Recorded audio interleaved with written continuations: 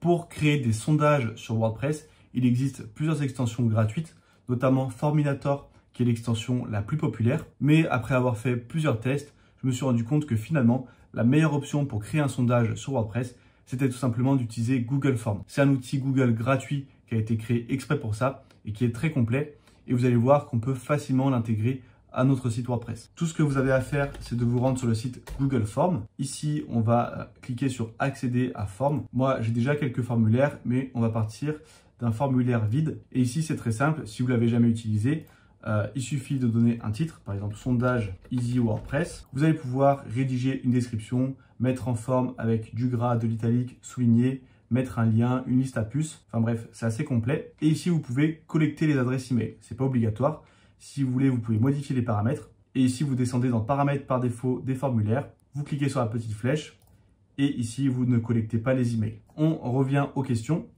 Et ici, on va pouvoir créer notre sondage. Donc, vous mettez la question que vous souhaitez. Ici, vous allez pouvoir mettre l'option numéro 1, l'option numéro 2, ajouter une option autre pour que la personne puisse écrire ce qu'elle veut. Et là, vous voyez que par défaut, on a un choix multiple. Mais on a également plein d'autres types de questions qu'on peut faire.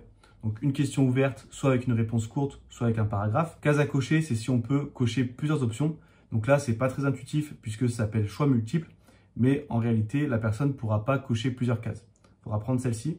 Ensuite, liste déroulante, la possibilité d'importer un fichier. Échelle linéaire, c'est pour faire un système de notation, donc pour évaluer une expérience client par exemple. Et ensuite, vous pouvez faire grille à choix multiples ou grille de cases à cocher. Donc là, en fait, c'est tout simplement pour faire un tableau avec plusieurs critères en ligne et en colonne. Donc là, c'est vraiment quelque chose d'un peu plus poussé. Sélectionnez une date et une heure. Donc, vous voyez que c'est très complet. Vous pouvez ensuite cliquer sur le petit plus ici pour ajouter différentes questions. Vous pouvez les réorganiser comme ceci. Et vous pouvez même cliquer sur ce petit bouton pour ajouter différentes sections. Donc là, on passe dans un formulaire un peu plus avancé. Ça ne va pas forcément vous servir. Je vais supprimer la section. Ensuite, vous pouvez aller ici pour personnaliser les couleurs du sondage et la police. Vous voyez qu'on peut personnaliser ici la police de l'entête, des questions et du texte. Choisir une image d'entête et changer les couleurs. Vous pouvez bien sûr mettre une couleur personnalisée. Ensuite, vous pouvez cliquer sur le petit œil ici pour ouvrir un aperçu et voir votre sondage. Une fois que les personnes y auront répondu, vous aurez toutes les réponses qui sont ici. Et donc ça, c'est vraiment la solution la plus simple et la plus complète pour créer un sondage. Maintenant, on va voir comment l'intégrer sur un site WordPress. On a deux options. La première option, donc ça va être de cliquer sur envoyer. Ici, vous voyez que on peut obtenir un lien. Donc je vais faire copier le lien.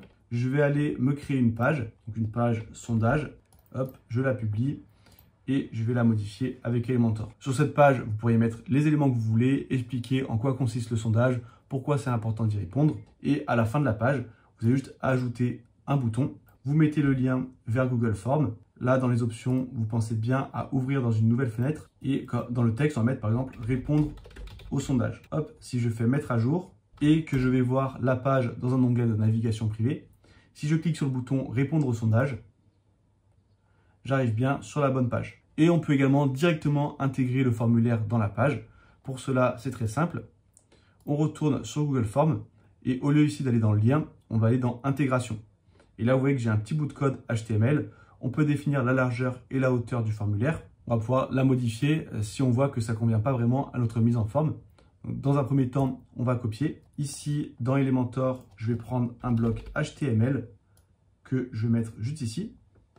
Et là, je vais coller mon code. Donc, vous voyez que la hauteur et la largeur, on peut la modifier ici. Ça va automatiquement modifier le code. Sinon, vous pouvez la modifier directement ici et ici. Là, je fais mettre à jour et j'ai maintenant mon formulaire qui est intégré sur ma page. Donc, vous voyez qu'ici, on a une petite barre pour scroller, ce qui n'est pas forcément terrible. Donc, pour changer ça, eh bien, il suffit ici de changer la hauteur.